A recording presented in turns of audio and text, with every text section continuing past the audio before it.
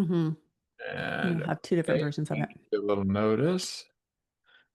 And let me just say, excuse me for that jumping right in, just so we have the time. I don't have a very hard stop at one, but Okay. it's kind of in that territory because I have to get dressed and down to the gym. So Yeah. Yeah. I want lunch before my next client. there you So we go. both have things that we need to care for, our Exactly. bodies. That's an important one, Yeah. especially at my age. Um, oh, stop it, Zoom. Gosh darn it. I just need to handle this.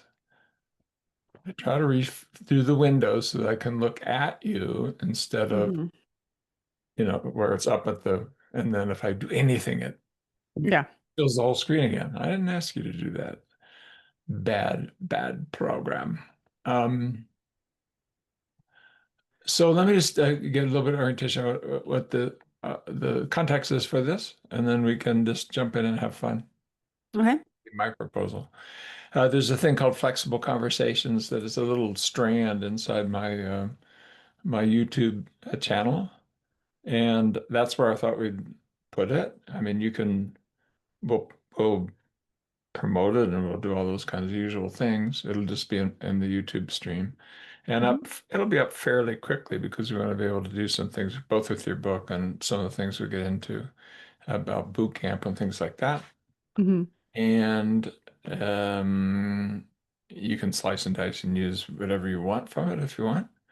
Um, and I thought we would start out with the book a bit, but then we would roll up into, hmm, I know you have something you want to talk about, some courses or something you're doing, but I also want to talk about boot camp a little bit and maybe even Minecraft and all that kind of stuff.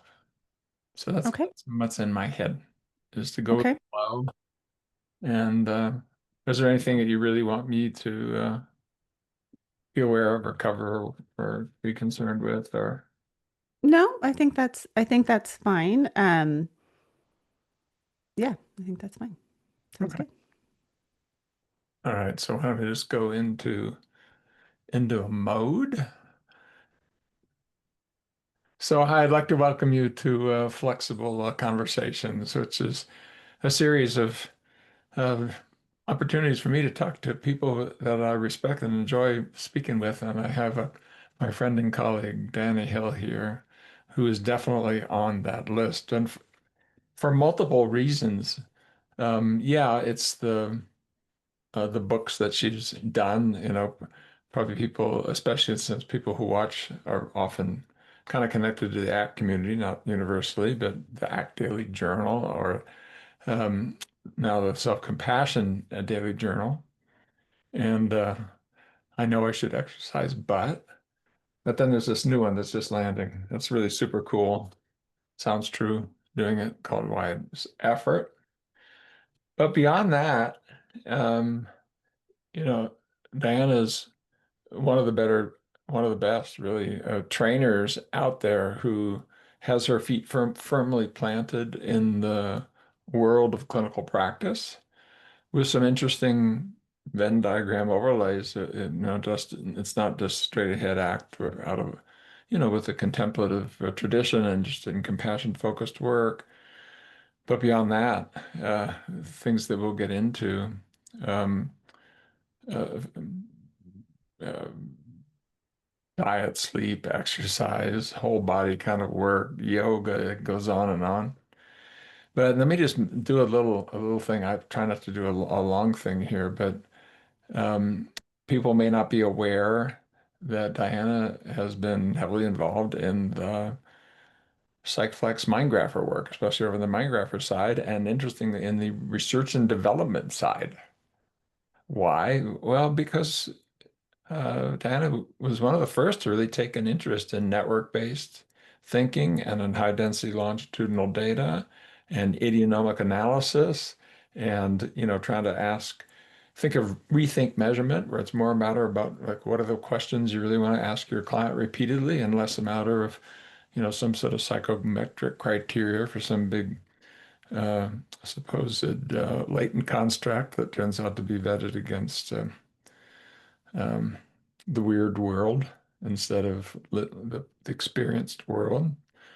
So, process-based therapy, evolutionary science. evidence-based therapy, but in a way that's not just let's follow the rule book. And so, and can I mention, now kind of a partner in training as we've taken ACT Boot Camp and turned it ACT Boot Camp 2.0. And what's especially 2.0 about it is all the topics I just mentioned. And when we put together the boot camp, we've got, a great team and a wonderful team, but, I know Diana's going to bring it around the the possible utility of network thinking and longitudinal data and doing that in a way that clinicians can really relate to. So with that excessively long intro, but I had to do it because it's all these areas where we overlap. That's what we've been doing. Welcome, Dan. Thank you so much for coming and hanging out with us. Thanks, Steve. I like the concept of hanging out. I was thinking about what is it like, who am I in this world of Stephen Hayes and in the clinical world? And I see myself as those bridges that you see like in the jungle that kind of hang and they kind of rock and they sway from one side to the other. And I feel like I've always been a bridge, right? So I hope I'm a flexible bridge and sturdy enough, but haven't always fit in the clinical world fully. Like people Right. say I'm like, I'm not just a therapist, you know? And then I don't always fit in the research world fully, I don't, so I'm a bridge between the two. And I see that as my sort of my role or my offering is how to bridge, especially in the clinical world, be able to apply process-based therapy, be able to translate like why are you asking these questions in PsychFlex, right? Like why these ones? And but then also bring a little bit of life, no offense, back to science, the life and the creativity and the um a little bit more flexibility sometimes even to the research and science world. So I'm a bridge maker. And I didn't even mention what you've done in terms of podcasting and bringing some of these voices out to communities that don't know anything about any of the things that I just listed, and increasingly over time and more major and podcasts, but your own podcast getting building, and so you've been uh, I don't want to say popularizer because it may diminish it too much, but that kind of bridge building translational role of how can you make these complex ideas and not just ideas, methods and so forth, simple to understand, but also applicable. I mean, it's something you would actually use and do and then allow it to begin to shape you and see that, yeah, there is change that can happen. So uh, that's an extension of that same kind of bridge building effort. You're trying to build a bridge to the broader world and increasingly are having an impact on that. People may not be aware how famous you're becoming very Oh, rapidly. well. But there's values behind that, right? So Yeah. You're not uh, chasing fame, but there's a lot of there's like a lot of the pseudoscience and a lot of the Instagram therapy that's happening out yeah. there. And I know it because I hear it in my office. I hear my clients coming in and telling me the next big thing, and I'm questioning it, right? So it's a lot. I mean, we see this in medicine, right? There are people that are using all sorts of treatments for their cancer that are not evidence-based and could be problematic and make things worse for them. And we know that in the field of psychology. So we do need these bridges. And we also need to remain open. So one of the things that I really like about process-based therapy is that it opened the field for me as a therapist to be a more fullest expression of me, because I do have these quirky things about me. Like I'm really into the body. I am really into learning about sort of how my clients' bodies and their physiology impacts their behavior and their thinking and their living and their ability to live out their values. And I kind of had to like keep that a little bit cornered, right? So now we have a lot more flexibility within the model with process-based therapy to bring other aspects in, but also lots of, it doesn't have to all be the ACT metaphors, that you're using or the ACT. We all have like our handful of ACT exercises we've kind of gotten sick of. So folks can bring other aspects of their training. If you're trained in psychodynamic training. You're trained in, I was trained in psychodrama. Like how could you bring that in a process-based way? So in a way that it's not pseudoscience, but that aligns with what we know from the research and the processes that you want to target. And that's been really fun for me. So I felt another creative when you said you were interested, you got on board early. I got on board early because I was kind of in bore out. I actually see this with the therapists that I train. They get a little bit in bore out after what bore out is this new term. There's burnout, but then bore out, which is basically you're going through the motions, but you're not utilizing what interests you. You're not utilizing your creativity. You're not utilizing your strengths. And I found that with because I've been doing ACT for so long. I was just sort of like going through the motions, and process-based therapy brought another like breath of life into my work. Yeah, that I think that bore out thing has really it has impacted strongly on some of the evidence-based therapy work that defines itself technologically, methodologically. Here's what we do in this, whatever it is. The classic CBT protocol is this, Mhm. or the classic DBT protocol is this, etc. Well, yeah, do that for 10 years, and you're like, whoa. Uh, please make it stop. I saw that happen long ago, actually, with what happened with desensitization. It's still a helpful procedure. I mean, some of the early theories about it were wrong, but it is boring to do over and over again. I mean, you eventually just like, please, please, no more.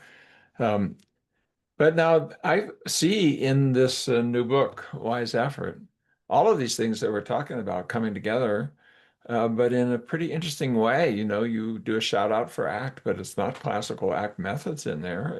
It has the flavor of it, the aura of it, the sense of it, the resonance of it. Like two strings close to each other. Like this one's resonating, it's ringing, and I find that and I recommend it. I strongly recommend the book to people who do have ACT interests. You're going to feel that resonance, and you'll see really new things that you would otherwise miss. Let me start with one that kind of connects with a lot of the things we already talked about, and it's a core concept in the book of genius energy.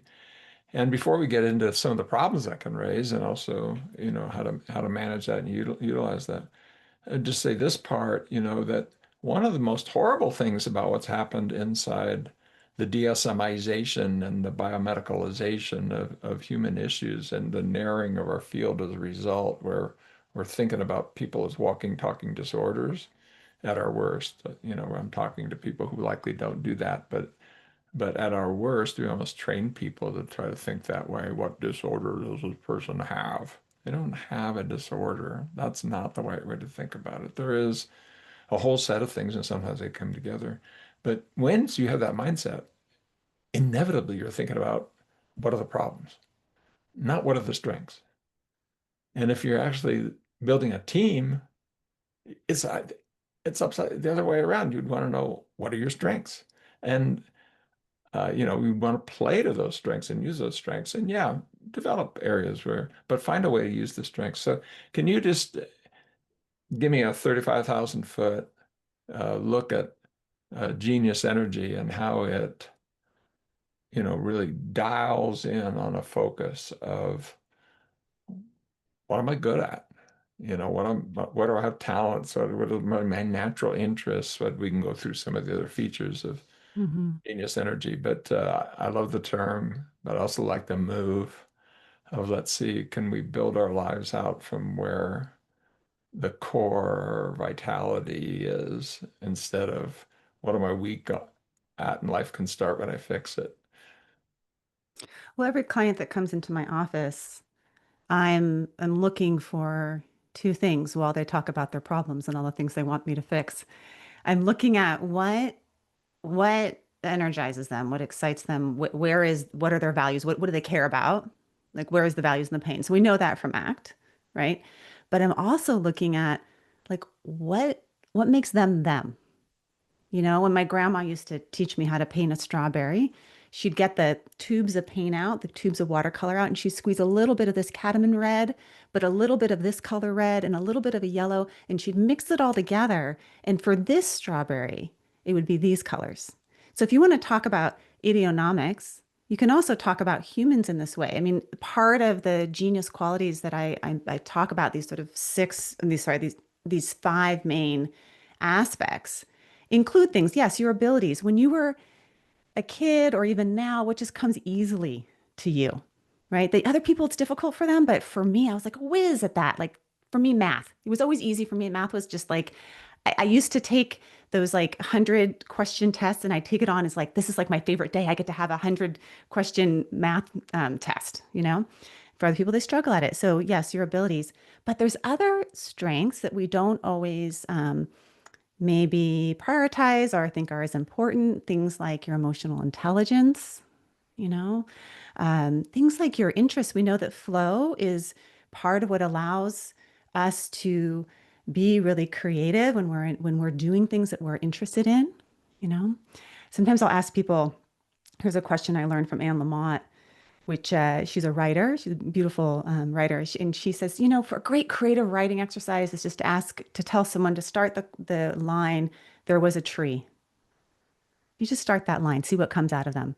And I do this with clients. There was a tree, and they'll come up with also, there was a tree that had a tire swing, and I used to swing on it, and my brother used to come. And all of a sudden, I'm learning about them and what interests them and how they like to play as a kid. So these are the qualities, the colors that make you you, that include things like your character strengths and your emotional intelligence and your interests and your abilities. And I see it as a form of energy that you could use when you express it in alignment with your values, could be very helpful to you. It could help you get out of whatever stuck spot you're in, maybe. Maybe you need to turn some of those qualities on to yourself. And it was, genius, that word, often people think of it as like Stanford Binet or, something related to being smart. But that the quality actually comes from Romans and Greek times where the genius was seen to move from place to place to place to protect you. And some of these qualities that we develop are sort of like, the spines on a cactus. You develop those because, and it makes you so unique and strong, but you develop those out of hardship. So for some of us, or included, personality style is another one that I put in there, or personality pattern. And what that, it comes from often from, yes, our temperament that we're born into this world with, but also our life experiences. So that's why I start the book with what is your genius? Because that's what I think about when I'm working with clients. It's just my nature to, it's actually probably I will say one of my geniuses is to see the genius in other people. And I think it feels good to have that spotted in ourselves. And yes, the research supports it. I just did a young professional organization. So YPO, it was 45. Basically, to get into YPO, you have to be a CEO before the age of 45, and you have to have, I think, a $20 million business. So I was doing a retreat for like 40 YPO professional CEOs up at Reagan Ranch, of all places. And one of the things that we started with was strength spotting in each other, because as leaders, if you highlight your team's strengths and genius, you have to tell them it this way, you will make more money. They will be more productive. They will be more engaged in their work. So it's a good place to start. Well, you jumped over to the issue of work, and that's an interesting one. I don't know if we're ready yet to do a deep dive on it, but yeah, the strengths can be the strengths of a whole team. It could, and each individual in the team, and uh, respecting theirs. I mean, sometimes you get in a bad staff meeting, and you're getting into that complaint mode, and you're looking at, oh, this person does this, this one does that, this, and you're listing the things that they do that aren't like you and sometimes are not exactly what you'd want. If you flip that, what does this person bring to the table? What does this person bring to the table? So the whole room starts to shift and you see something different that might give you a way forward. And I think you've walked through that in a more individual way before you get to things like group or uh, the things that you can do socially or in relationships and things like that. But um, let me just ask you this. Could you talk about uh, how to sort of build this genius energy in the context of work, since it may be what brings a lot of us together for this particular conversation? People will be Hmm. very likely to be therapists. They're very likely to be part of organizations or practices or groups. And they're probably following me in some way, shape, or another because it is relevant to their work. Right. I wonder if we could I, move through the conversation because you raised issues of, like how genius energy can become a problem, can become an issue, but also how the ways that we get in the way of it, we misdirect it, and so forth. Could we explore that a little bit to do it in the context of work? if we can do in the context of you.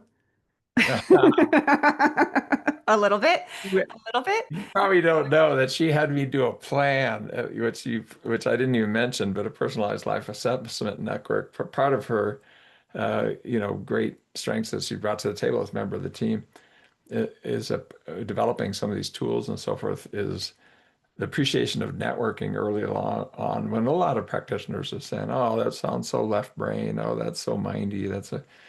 Yeah, it can be, but it can also, when you try it on yourself, you go like, whoa, that's interesting.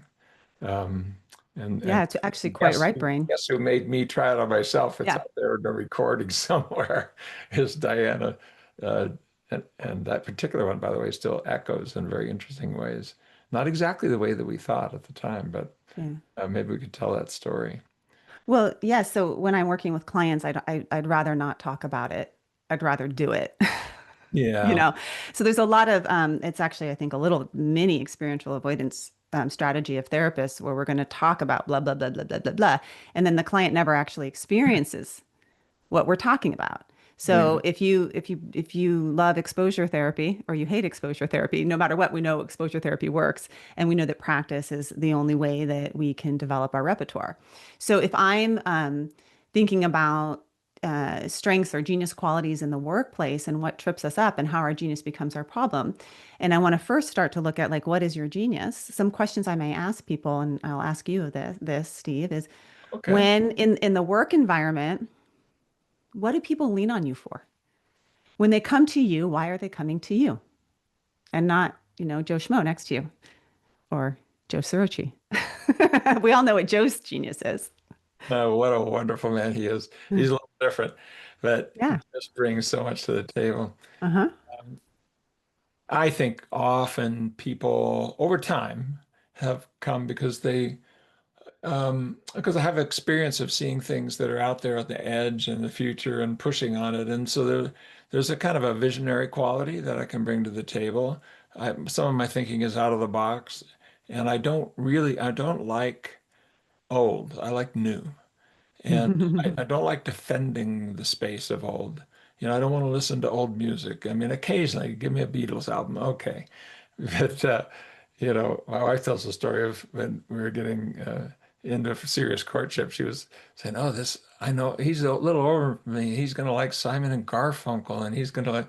No, I'm out there dragging her off to trance conference concerts, with the DJs that don't come on until 1 in the morning. We've got babysitters at home to go back, and they haven't even started yet. Yeah.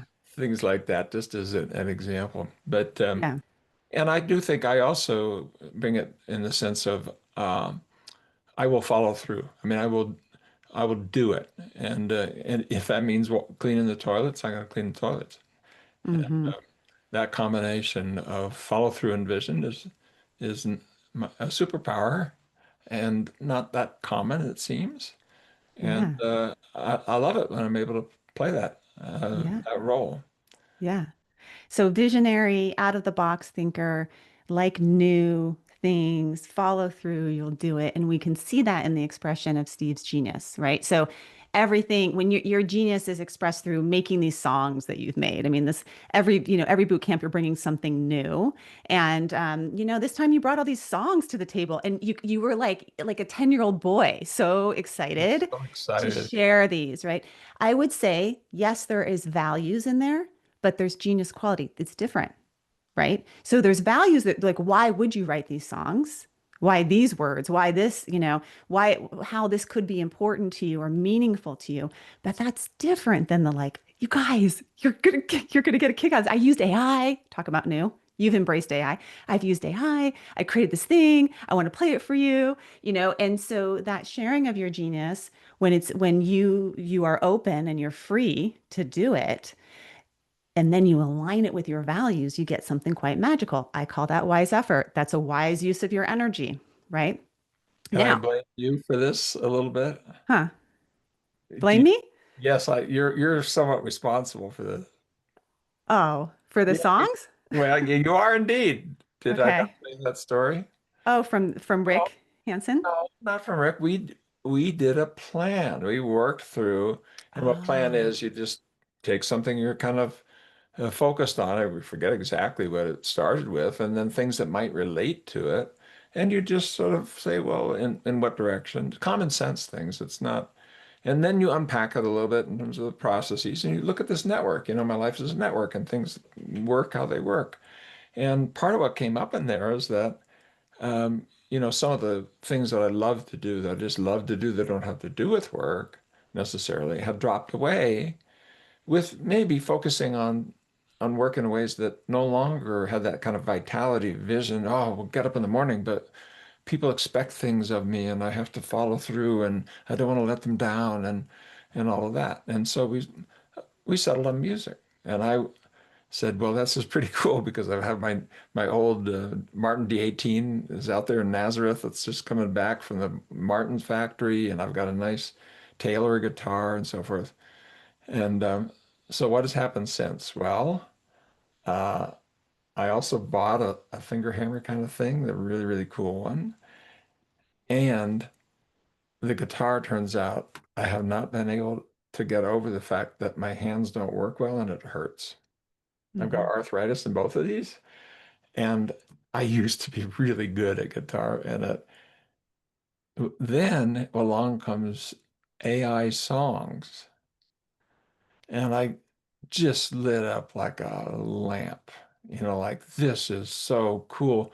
I can do act songs.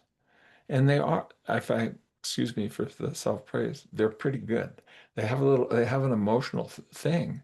And I write about act concepts, but I write about the things I'm working on, the things that are hard for me, or the thing, what my birthday present was, what I asked for my kids. I said, don't buy anything. I just got I want a dadativity. We call them dadativities. Uh, it means I get to say what it is, and you're going to do it, right? That's the gift. The gift Hmm. was, uh, give me an issue that you would like me to write a song about that has something to do with what you know about acty stuff. And the first person was my oldest boy, and I've written the song 3 days ago and shared it with him just yesterday, I believe. Hmm. And I love this song. It's about being right in relationships. He's getting married, and about how important it is for him to let go of that and what he's seen around him, what happens when people don't let go of that. Well, pretty cool, right? And yeah, I'm doing songs that I'm like a little kid, and I'm putting it into apps and giving it away. And if the least little thing, I'll play it in a workshop. Yeah. So if you were my client and I Mm. were listening to all of that, I'm just hearing and seeing the fullest expression of somebody's genius in a flexible, open, way, right? You're using it aligned with your values. You're open. You're not there. I don't hear a lot of judging yourself over doing something that's different or new or asking about a dad activity. Because you're so psychologically flexible, you're Stephen Hayes, right? This is part of your repertoire. You are able to use your genius in very effective ways. And I imagine that there are times when your genius becomes your problem. Okay. So we can all think about Steve Hayes' genius, his visionary quality, and how that becomes a problem sometimes, right? If you are 10 years ahead, I just did Dan Harris's podcast. So he interviewed me on his podcast, and part of what he wanted to talk about wise effort. He wanted to talk about ACT. And he's like, this is the first time we've had an interview about ACT. I'm like, yeah, ACT is so old. It's been around for 40 years. You guys are just getting on board with ACT, right? Steve is already on to the next thing. He's already on to the next. He's so 10 years from now, that's going to be all the rage. Process-based therapy will be all the rage. Like, people are just catching on act. So the visionary quality, the out of the box thinking is you're a genius. And you have to be aware of that genius, that it could become a problem. Sometimes it could become a problem where you're so far ahead of us, we can't keep up. We're doing our best. You're making up new words. We're doing our best, you know? And for those of us that are strivers, we love it because we like to be, always running to catch up. And sometimes for the everyday therapist, it can feel a little overwhelming, to be honest. That's why I write the books I write, because I'm like, look, this guy's a genius. He's actually the true Stanford Binet kind of genius, but it can become your problem. Same thing with the commitment, with the genius around, I will do it, I will follow through. Because if you don't have psychological flexibility with follow through and I will do it, then you will end up following through and doing things because that's your genius, but it may not be what you want to put your energy into or Yeah. follow through on. And that can be problematic too. Yeah, and that both of those things are absolutely true. And I'm relying on my team to help me a little bit. And I actually did another plan after doing high density longitudinal data on some issues I was working with, and then was shocked that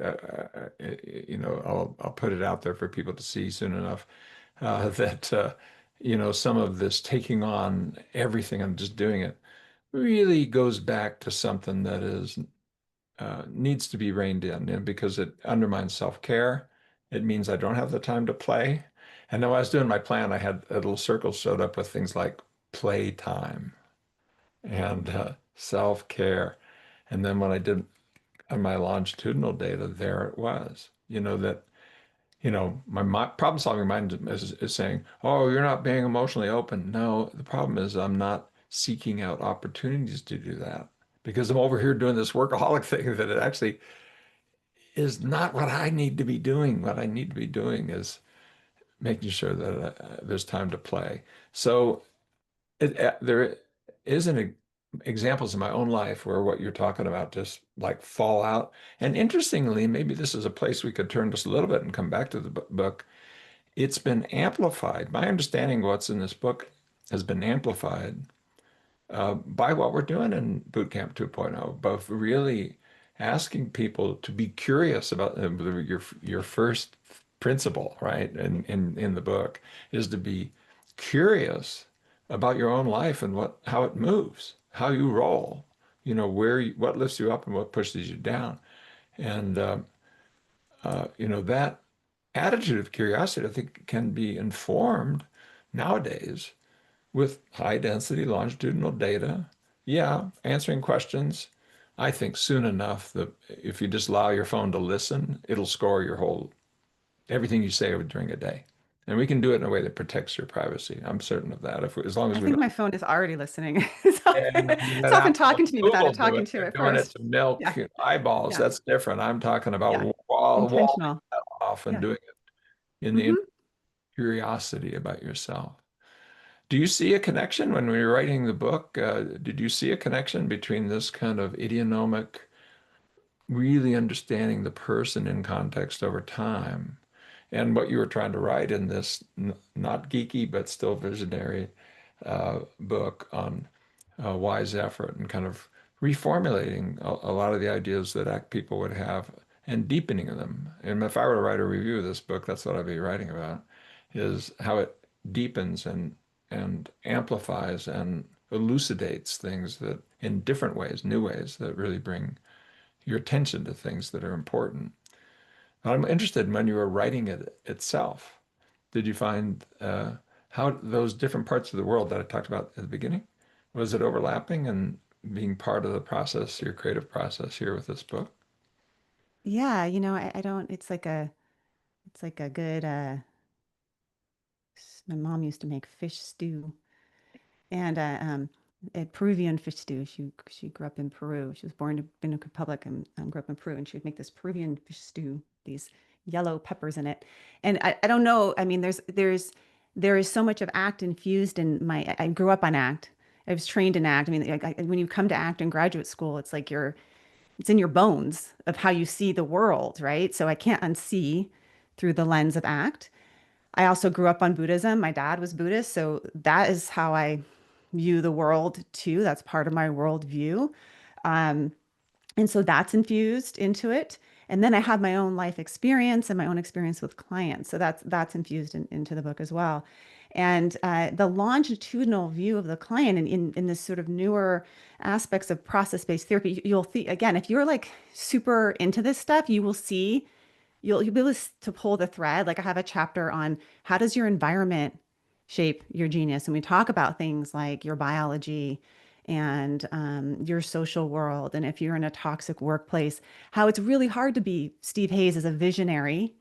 And, it's hard to be a visionary and out of the box thinker if you are in a workplace where your box is so tight, you have no room to move and reamed you will be reamed if you try and think out of the box, right? Or I can think about, one of the clients that I give clinical stories about. One of the clients that I talk about who, is a woman of color attorney in this like super high performing environment, and what it was like for her to get pregnant and how she had to hide her pregnancy, right?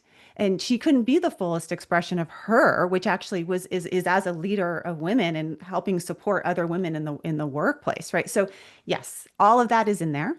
And one of the things that we do in boot camp on that last day, and I'm kind of going to give it away because I don't want to give it away, but I'll give you a little bit away, is Yeah. that we walk around the room and I drop questions into the room that are the very questions of the PBAT, but I drop them into your experience in this boot camp. You want to explain what the PCAT is? And you have Well, a it's yeah, it's elevator. it's So it's you've your got yeah, inside it's them. your it's a process-based measure. So the questions that I'll ask you are like how, being present on a scale from 0 to 100.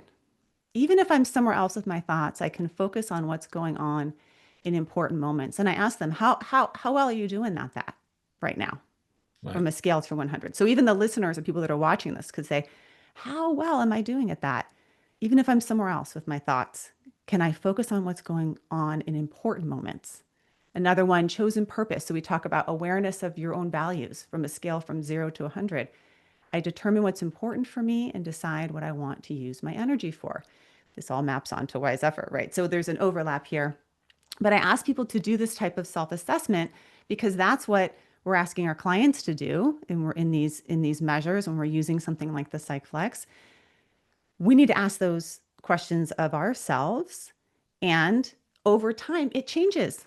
In this moment, I may be able to do it, but in the next moment, I may not. What's happening contextually for me? How are things changing over my lifespan? What skills am I developing that I didn't have before?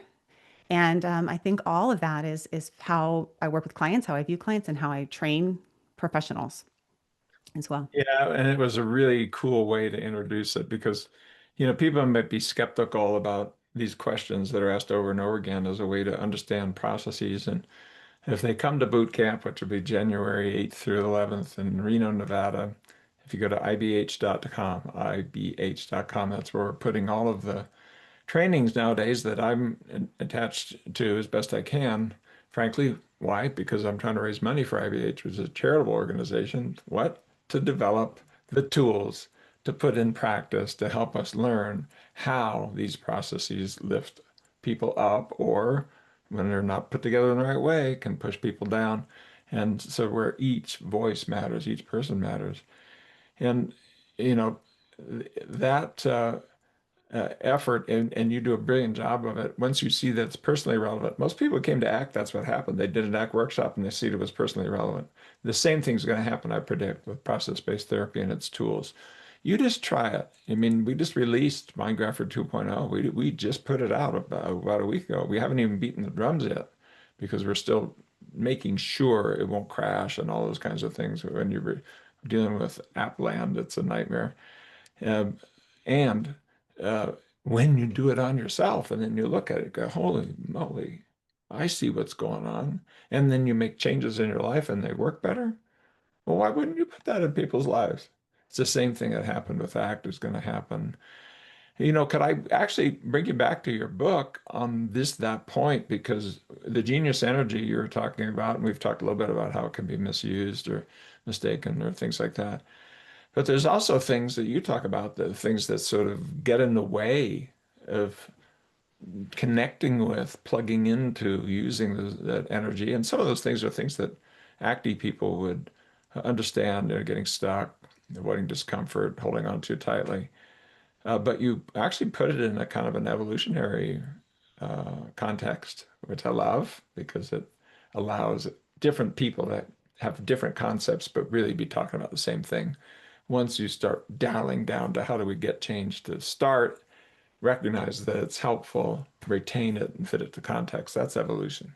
And Mhm. once you get that spirit, you can open up to bring your concepts. Let's try them out. Let's see. We don't have to say only the acceptance. No, other emotional flexibility pieces in there and so forth. Would you want to do a little riff about the evolutionary science behind the misdirects of energy? Like, how do we get in a position where we're not channeling the stuff that we love to do, the stuff that we're good at, the things that wake us up in the morning? Why wouldn't we be doing that all the time? We've explored a little bit how it can sometimes run away with you. Are there other things in there, like some of these misdirects and the evolutionary basis that you want to riff on? Yeah, I'll give you an evolutionary basis, but I'll also give you a personal for me. Okay, awesome. So I think the personal is actually what will land in people because it Yeah. lands in your heart. But then you can get mindy about it and say, oh, yeah, there's an evolutionary science behind this. So the three things that I outline in the book, just to simplify, I'm like, I'm a simplifier. This is part of my genius. Three things that misdirect our genius is number one, being stuck in a story. And we know, sort of the evolutionary roots of that, the mind that is such a beautiful storyteller and creates, metaphor and imagination and all sorts of things. And that metaphor and imagination and the storytelling mind also can really limit us, right, in how we use our genius. And for me, the stuck in the story place is, part of my genius is emotional sensitivity and also like perseverance, like playing big, going for things, right? Going after things. And that's why I'm chasing after Steve Hayes all the time. So playing big, perseverance, and the story that can get in the way of me using that genius wisely is a story of I have to do it a certain way. I have to be a good girl. I have to perform. I have to be the act therapist. And if I am writing a book like Wise Effort and it doesn't follow XYZ act, then I'm bad. I'm breaking rules, right? Right. I had to face that story. I had Stephen Hayes in my head. I had a whole committee, Stephen Hayes, and then I had, other randos. I don't even know who they are, but they were like this ambiguous, critical people in my head. And I had Rick Hansen, this whole committee in my head while I'm writing the book, and I'm like, right. So we get stuck in stories, and that's because our mind is trying to protect us, right? We think you mind. And the next thing that can happen that can misdirect our genius and prevent us from being that full for you, a visionary, or follow through for me, my emotional sensitivity or my persistence, using it in wise ways, is that we're avoiding discomfort. So we know the evolutionary basis of that, right? And the sort of protective mechanisms around avoiding discomfort. And when we avoid discomfort and we keep on taking left turns away from what's uncomfortable, then we can write a really boring book because it follows all the rules. And one of the things that my book coach actually asked me to do at the beginning of writing this book was write your worst nightmare review. Like if someone were to give a review of your book and it's your worst nightmare, what you really don't want it to say, you know what I said? I said, it's what everyone else has written. It's the same. It's Yeah. just another book with a different cover, but it's the same thing. That's my worst nightmare review. And part of my worst nightmare review is that she lost her heart. She lost her voice. She didn't show up as herself, of who she is at boot camp, of who she is with her clients. She lost it, right? Why would I do that? Because I'm avoiding the discomfort of exposing myself, right? The possibility that someone might not like it. So we avoid Right. discomfort. And then the third thing that really limits our genius energy is the holding on too tight, right? So we've been working on some work with Joe Srochi and Cristobal Hernandez and Ballinger that are about this experiential attachment, which I love. These all map onto Buddhism, by the way. It's the same principles. We have delusion, we have aversion, and we have attachment in Buddhism. In ACT, we have fusion, right? So we have experiential avoidance, and now we have experiential attachment. So we hold on too tight to like, I want to be a someone. I want this to be impressive. I want this to be a bestseller. I want it to be number one. I want it to, and that will push you around because all of a sudden you'll start doing things to try and get things. And those things, the way in which you act and you operate may not be aligned with your values. So, yes, there's evolutionary reasons why we chase things because we need resources. We need to, find a place to live and we need a mate. And Paul Gilbert talks a lot about that, right? The drive system. So, those three things can push around our genius energy. And then the way that we break it up is the model that you've talked about in terms of try something different, anything different, variation, and then select what works. Does it get you into a different place and then retain what works? How do you reinforce that so you can get stronger in it? You know, as you say this, I'm reminded of a figure that you use in several times in the book in different ways, where there's sometimes it's a simple little, looks almost like a snail and it goes in circles. It always starts in the middle. It goes like this, gets bigger and bigger, and then it sort of sails off with an arrowhead. Sometimes it begins with a tangled knot that looks like, yarn that was, played with by a cat. And then it links over, and then somehow it kicks into point. And there's one of the versions, you have a little thing that says choice point. You actually point at that thing, where suddenly it goes in and then gets bigger and goes out and then sails into a direction. Would you explain this to, I love the figures in the book and I love the tables. And I don't know if you would list this as your superpowers, but you know, making things simple and clear, but organizing things so that they do, uh, just sort of screams. When I've been around you, you have an orderly mind in a interesting way, that doesn't feel just fill in the blanks, rule book. It feels more like, oh, now I can see it. It kind of makes sense. And so the figures in the tables for me were really helpful. And people should know if they buy the book, there's a lot of ding, ding, ding, ding, where it just really, you have a hard time reading the book and entering it without getting the deepest sense of who you are, what the heart is, but also without a pretty clear pathway, without a flashlight that says, here's a direction you could follow. And it's not a finger waggy kind of, here's your path. It's more like, how does this fit you? And but what is that little spiral? Just put it into words. Yeah. So we'll start with what you described as yarn or the tangled knot. Um, Sometimes I feel like it's a flight pattern. It's all over the place and it's all the energy is tangled up. And that came from me asking myself, what is it like inside of me when I'm engaging in unwise effort? That's if I could draw it, that's what I would draw. It's just simple. And I'll ask clients to do that. I keep a big notepad, like giant, 2 by something notepad in my office, and I'll give them a Sharpie because it's so satisfying. Sharpies are like the tool you're never supposed to use when you're a kid because you might get it on the carpet. And I'm like, show me on this big notepad, what does it feel like when it's inside your body? When you are engaging in unwise effort with your spouse and you're in the kitchen, if I could climb inside your body, what would I see? When you're caught up in your work and you can't put it down and you're like, it's 11 o'clock at night, you need to go to bed. What's it like inside your body? Right. So people draw different things. That's what I drew. I just had a client before this. He drew all these arrows pointing in, like contracted pressure in on him. He's getting like overburdened by his life.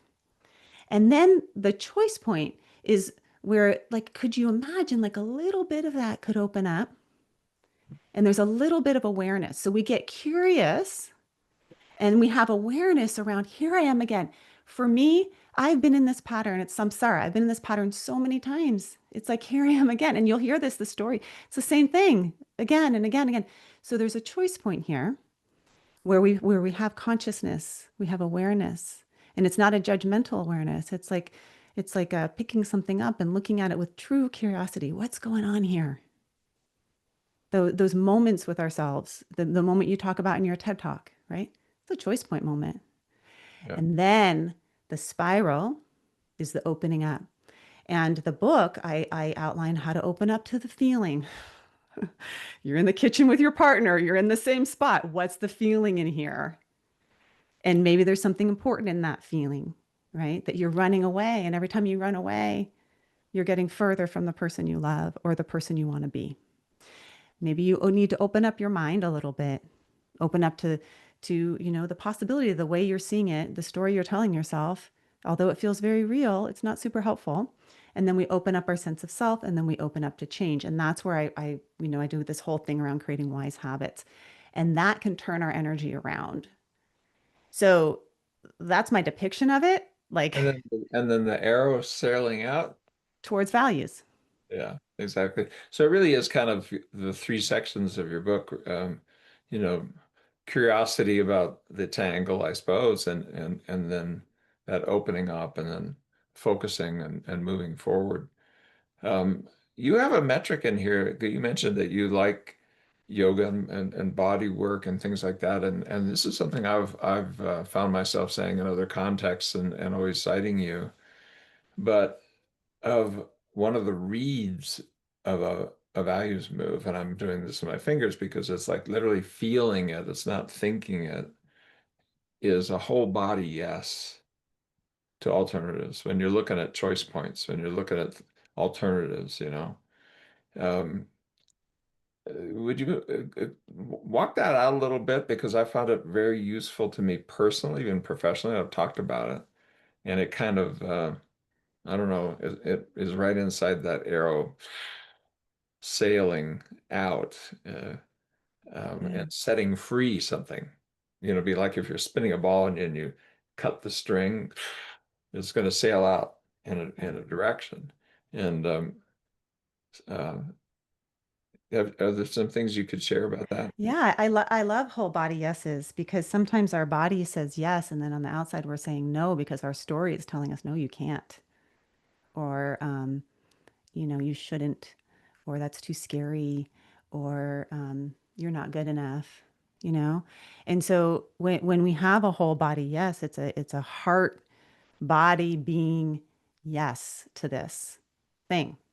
And it may be something as simple as someone's asking you to do something and you have a whole body yes, but then you're like, oh no, I can't. Small, play smaller, smaller, smaller, get tiny, tiny, tiny.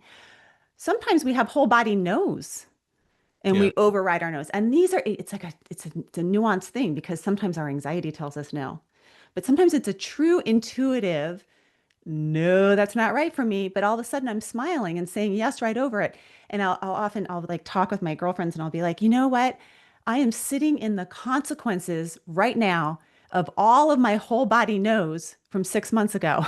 You want to Yep. look at my schedule today? It's a series of whole body no's that I said yes to, right? This isn't true for me right now because I really am careful with my yeses and nos, and do they align with my values, and do they align with what my body is? So I don't see the body as a sort of like with eating and diet and exercise and sleep, like the body is one source of our wisdom, but we have many, many, many sources of wisdom. And we need to look at these collectively together as inputs, right? So my body has a source of wisdom, my interoceptive awareness. That's what a lot of my master's and dissertation was in interoceptive awareness and hunger and fullness levels. But that's not everything, right? Because you could eat a whole bag of Fritos and still be hungry, you know? So we also have to look at other sources of wisdom. You talked about relying on your team. You're like you have your genius, but your team has other geniuses, and these become our second bodies in the workplace where we rely on we borrow other people's wisdom all the time, and it's great. Thank you. We also have nature's genius. We can look at something like biomimicry, where we can look to nature how it solves problems or how it opens us up. There was a tree. So But I do have a penchant for the body and listening to the whole body yeses and the whole body knows, and then including in other sources of wisdom and also the wisdom of life experience and the wisdom of research and science and all of that together in deciding our flight path and our where we're going to put our energy. Yeah, I mean, I think one reason why I'm pretty sure, if excuse me, just a comment that the process-based approach or therapy is for sure where the ACT CBS community is going to go. I think it's where all evidence-based therapy is going to go. And if it all works out and we can really help us move not just towards evidence-based practice, but practice-based evidence in which practitioners, by the wisdom of the questions they're asking repeatedly, are feeding into a learning system where we're giving every person that we're, every couple or family, every unit voice, where every voice matters, and we're not going to ride over it or say it's only when it's filtered through the Western world and the similarity in speaking between different people, which is what psychometrics demands of us, and it's total nonsense. People can't speak in their own way, and if they're in stigmatized groups or in different cultures that don't fit, you can't speak at all. You're not allowed to. Tape goes over, which is just how did we get there? Well, I know how we got there, and it's not very nice. It's the ugliest part of our tradition. But what I'm riffing here on is, this expanded flexibility model where other forms of emotional and cognitive flexibility, attentional flexibility, sense of self, a chosen purpose, creating values-based habits, scaling it to your body, and scaling it to your relationships. Well, that means if you can do that, you can draw on all of those for strength without having to, check what has already happened with the ACT work of, 1,400 randomized trials on everything you can name in the universe practically. If it involves a person, it is only 1 out of 5 of them are on DSM disorders. 8 out of 10 are on social and wellness issues and physical health issues and dealing with diet, sleep, exercise, or cancer diagnosis, or whatever. So we're as good as as well as we've done, excuse me for just talking about it in terms of the ACT literature, but that's a lot of why people would be likely to watch this particular. As well as we've done, we shouldn't get in a place where we put a period there and say, and that's ACT, in like 20 years from now, that's what you're going to be saying. And we're back to the, what did you call it? The boredom, what was the term? Bore out. Yeah, bore Yeah. out. Yeah, burnout and bore out are probably fellow. Those are resonant strings. Yeah. I Yeah. predict, make people do bore out and you're going to get burnout. So we're on a different journey as a community, and watching you go on this journey. I mean, I've been watching it for a long time and working with you for quite a number of years now. It keeps adding up. Uh, you're bringing it in so many different areas. You certainly did in this book. If I don't think any review is going to say this is boring and it's the same old, same old. That's just not going to happen. Well, Um, thank you. it's I still feel like the recognize process. recognize that it's connected to a tradition, but it's not old. It's your Yeah. Yeah. Yeah. Of course. But nobody's is. I mean, everybody's is an iteration of everybody's. yeah, Right. And then we have our own unique iteration, our own exactly. offering. Right. And guess what? If you are a therapist, you get to do that. Isn't that awesome? That's the bore out part is like, oh my gosh, because half of the time as a therapist, you're feeling like you're doing it wrong because you have all of the manuals in the back of your room. And I'm like, I'm kind of not following any of them, but I know them. But guess what?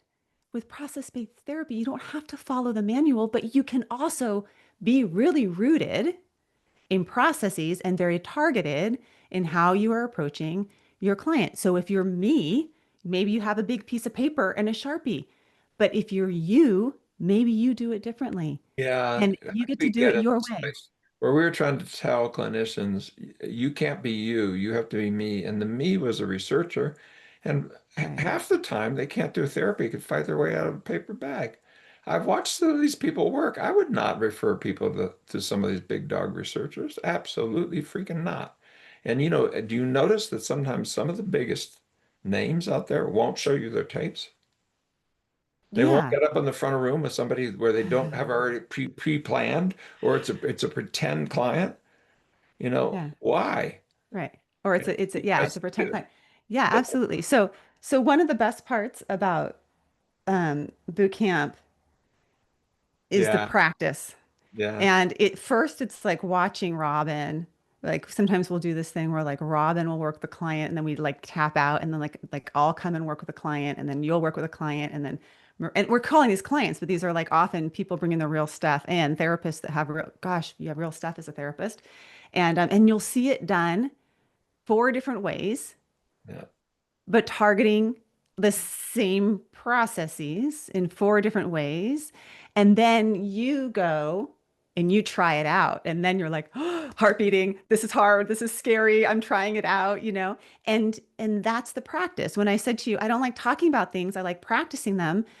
It is way harder to do an interview with Stephen Hayes and throw it at him because I don't know what he's going to throw back at me, but it's going to be way better. So when you go to boot camp, you get a chance to see it and then you get a chance to practice it. And that's why we call it boot camp because it's no joke. It's hard. And like you would in boot camp, you will come out of it strong, yeah. Well, way stronger. I've not trademarked very many things, but my wife came up with the idea of a boot camp, and we trademarked it because we didn't want it just to mean it's intensive or something. What we meant was you can come in and not know how to fight the good fight. And just like in boot camp, you get through instruction and practice and feedback enough Yeah. skills that you can walk out of that door and you can know you can begin to fight the good fight. You can begin. You're not going to be the world's expert, no, but with more feedback and trying.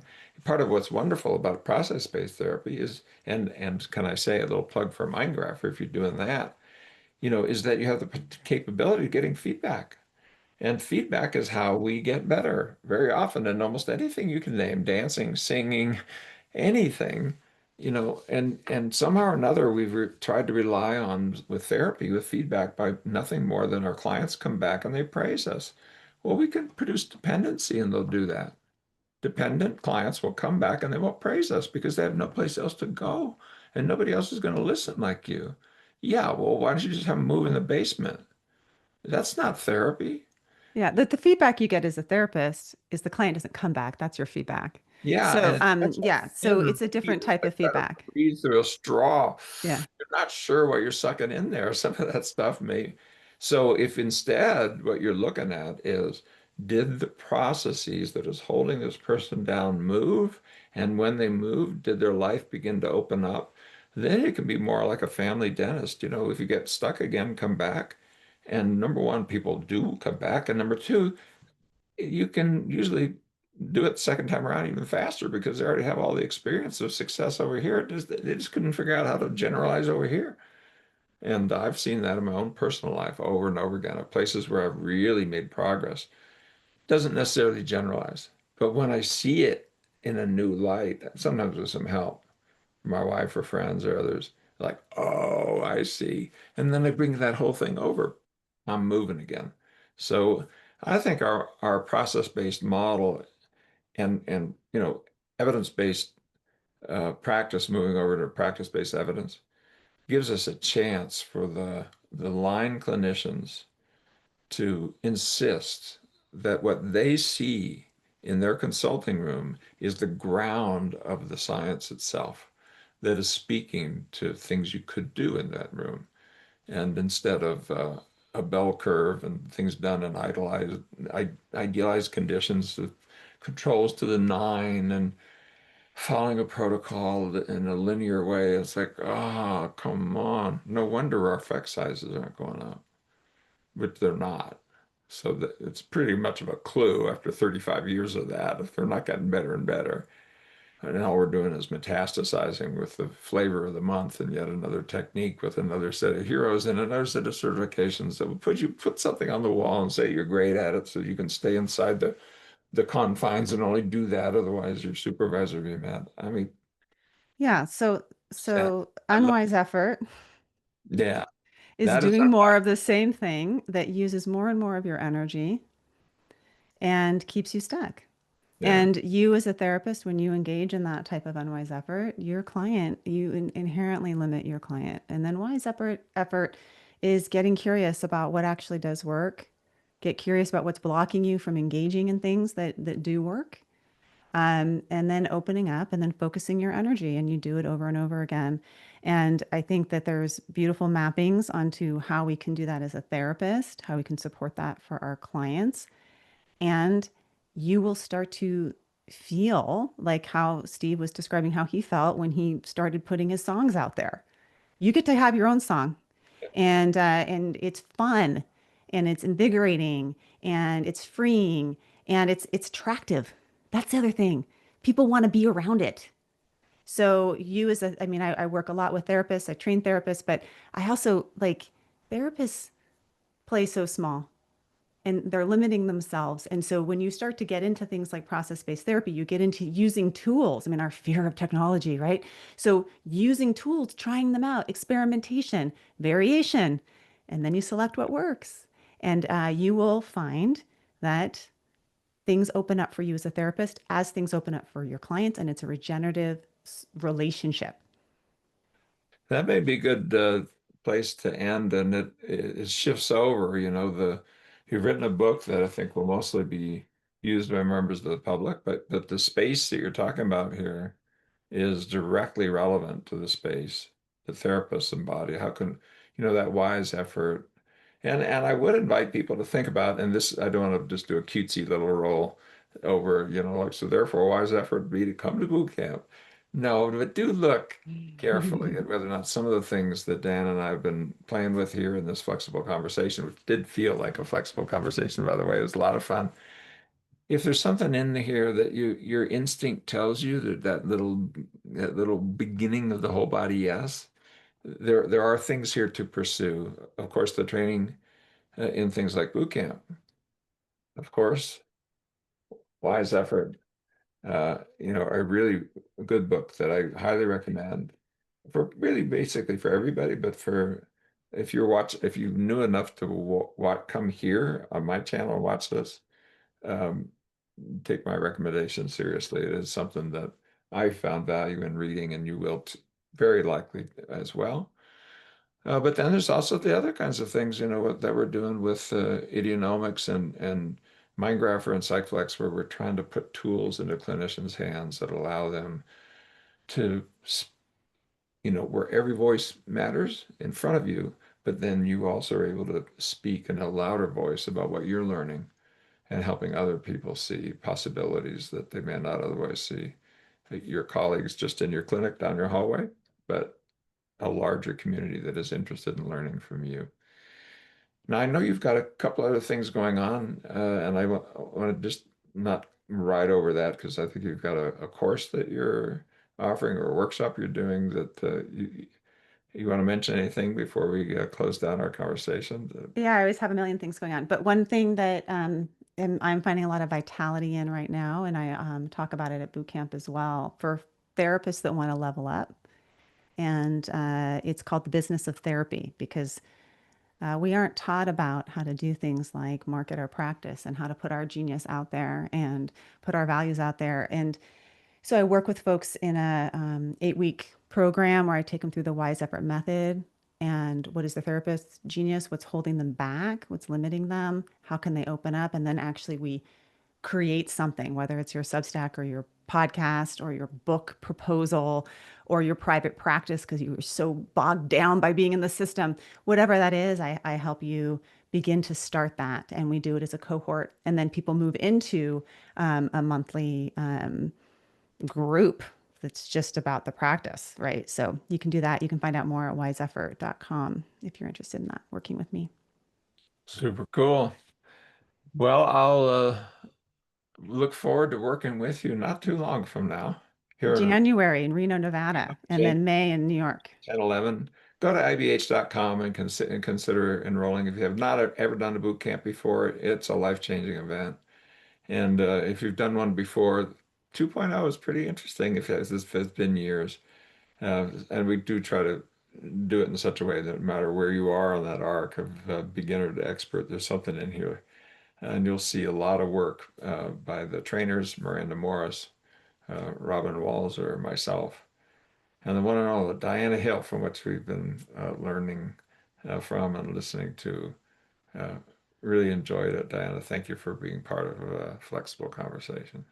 Thank you. And you'll get to hear Steve play his songs. So I'm sure there'll be some new ones. Not to put any pressure on, but there is more being generated, I think, all the I time. was on a podcast yesterday with a monk actually who has a retreat up in Seattle, and one of the attendees said, "You do any songs? You want to sing one?" Well, I always play them, and they're AI driven, right? Yeah. I write the lyrics, but then I work with the programs. And so I sang a song a cappella Nice. myself for 3.5 minutes So because I couldn't put it into the there's recording thing. variation and there's retention. And some things we don't retain. Yeah, Sometimes we I don't hope I choose to wasn't just keep driving doing. people out of the room, but Yeah, good. uh, it was a lot of fun, and those songs stick in my head. So I like put them in the world because I'm hopeful sometimes that somebody, when they're really stuck, those words will come to mind. Yeah. Okay. In Sure, service the of words taking being care of spoken here ourselves. well as well. Yeah. So, Adios. Thank you. life. All Okay. right, we'll Stop do the recording. post-production and all of that. You can Yeah. stop your recording. Okay. I will stop Great. my recording as well. And if everything is all good, so just make sure I don't stop it in such a way that not pause recording. No, it's stop recording. After stop, it'll get